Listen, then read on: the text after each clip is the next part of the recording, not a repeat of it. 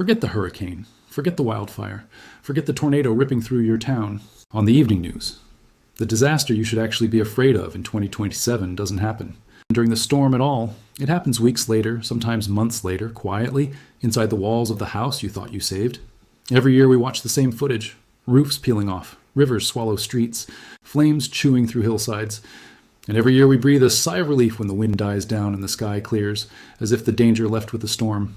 But scientists, insurers, and emergency responders are now sounding the alarm about something far more dangerous than the event itself.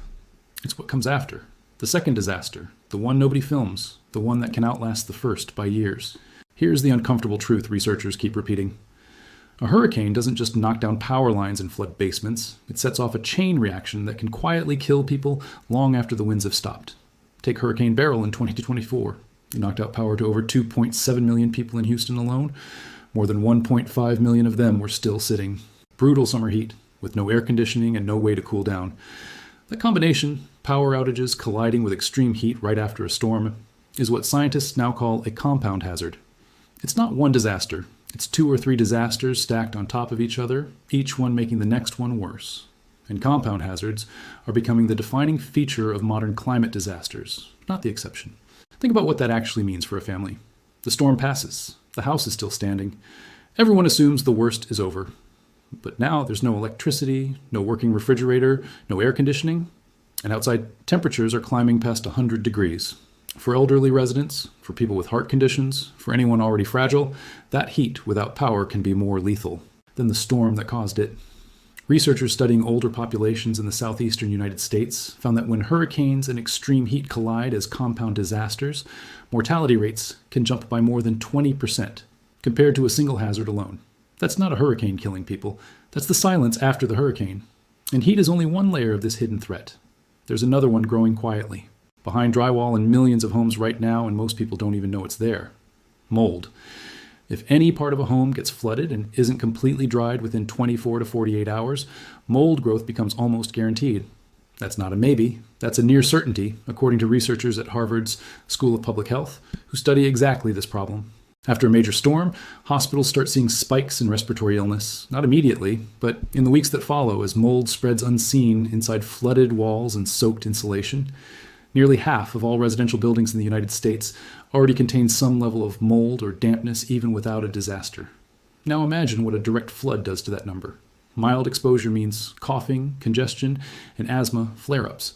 Prolonged exposure is far worse. It can trigger a rare and dangerous lung inflammation, and long-term mycotoxin exposure has been linked to neurological damage, liver disease, and kidney problems. Here's the part that should genuinely worry you. Mold is often invisible. It hides inside walls, under flooring, behind cabinets, in places nobody thinks to check until someone in the house gets mysteriously sick for months. And removing it once it takes hold is brutally expensive, often requiring professional remediation that many families simply cannot afford, especially families who just lost their savings, rebuilding after the storm in the first place. Which brings us to the third layer of this hidden disaster, and it might be the most brutal one of all: money. Or more specifically, the complete collapse of the financial safety net people thought they had. Insurance companies are increasingly pulling out of high-risk states altogether, or hiking premiums so high that homeowners simply cannot afford coverage anymore. For wildfire survivors, many policies don't even cover smoke damage testing or remediation, leaving people to pay thousands of dollars out of pocket for damage they can't see but can absolutely smell and breathe. For flood survivors, the story is just as grim, with mold remediation frequently falling outside what a standard policy will pay for. Even government assistance moves at a devastating pace. One review of disaster recovery grants found that federal funding often didn't reach applicants until an average of 20 months after the disaster struck, with full disbursement sometimes taking 2 years or longer. 2 years. Imagine living in a mold-infested, storm-damaged home or bouncing between temporary shelters for 2 years, just waiting for help that was promised to you almost immediately. This is where the picture gets even darker, because financial ruin and physical illness don't stay separate from mental health. They feed it. Displacement from disasters is consistently linked to serious mental and physical health issues, and in the worst cases, an increased risk of death. Living through the disaster itself is traumatic enough, but then navigating a maze of insurance denials, contractor scams, temporary housing, and endless paperwork creates what researchers call chronic stress, a slow grinding pressure that doesn't spike and fade like fear during the storm, but sits on people for months or years afterward. Studies following disaster survivors found that a significant share, in some cases, well over a third of people showing up at shelters and assistance centers present with real stress-related and adjustment disorders, and most of them never receive proper mental health treatment for it. The specialist care people actually need often isn't required immediately after a disaster. It becomes necessary later, sometimes much later, exactly when public attention and funding have already moved on to the next headline-grabbing storm. So here's the full picture forming for 2027. It's not just going to be about counting hurricanes, making landfall, or tracking a wildfire's acreage.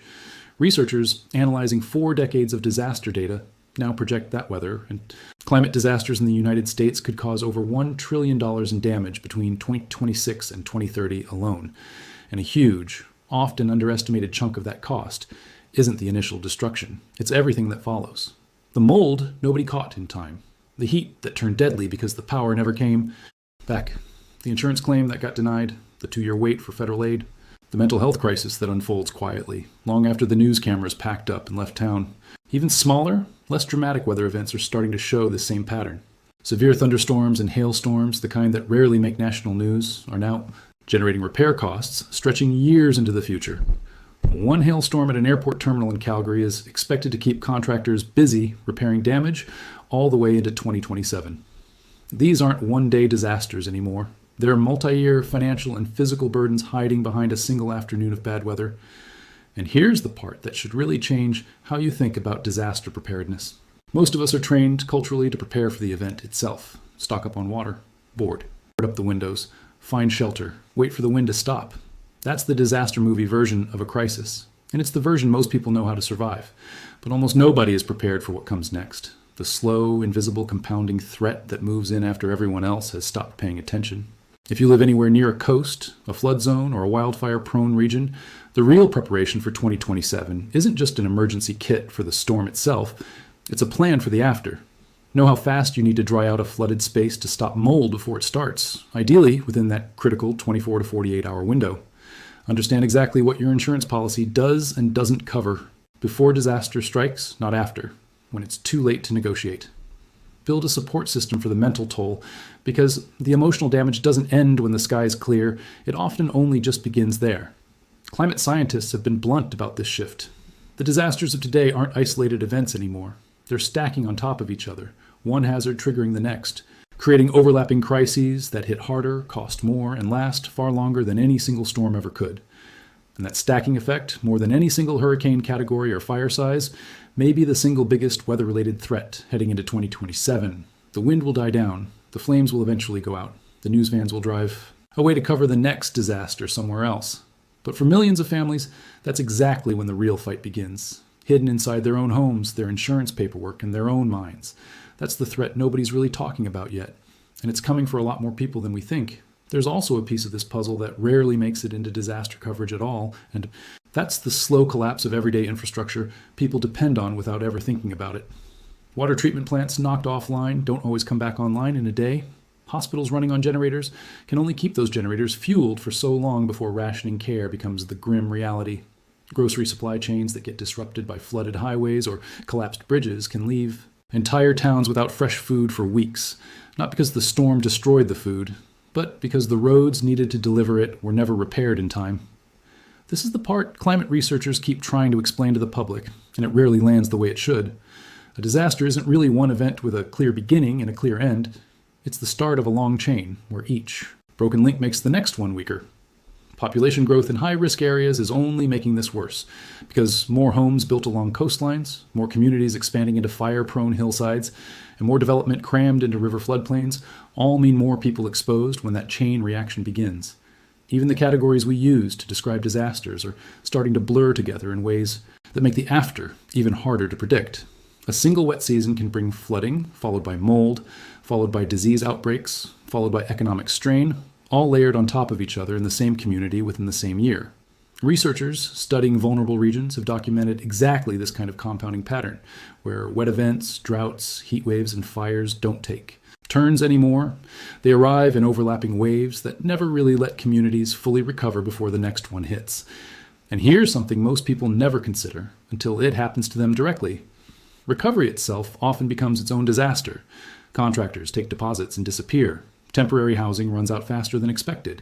Families get separated across different shelters or relatives' homes in different cities, sometimes for months, which quietly tears apart the community support systems people would normally lean on to get through hard times.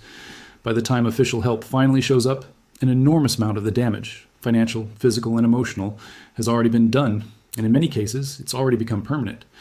None of this means hurricanes, wildfires, and tornadoes aren't dangerous. They absolutely are, and they will keep making headlines in 2027 exactly like they always have. But headlines capture moments, not aftermaths. They capture the wind speed, not the mold spreading behind the drywall 6 weeks later. They capture the flames on the hillside, not the insurance denial letter that arrives 4 months after the fire is out. The real story of climate disasters in 2027 isn't going to be written in wind speed categories or acres burned. It's going to be written in what happens to families in the quiet months that follow, largely out of view, largely out of the headlines, and largely without the help they were promised. So if there's one thing worth taking away from all of this, it's that survival doesn't end when the storm passes. In a lot of ways, that's exactly when the real challenge begins. The families who come out the other side intact aren't always the ones who avoided the disaster. They're often the ones who understood what was coming next and prepared for it just as seriously as they prepared for the storm itself. If this opened your eyes to something you hadn't thought about before, make sure to like this video and subscribe, because we're breaking down exactly these kinds of hidden climate threats before they hit the headlines. Stay ready, not just for the storm, but for everything it leaves behind.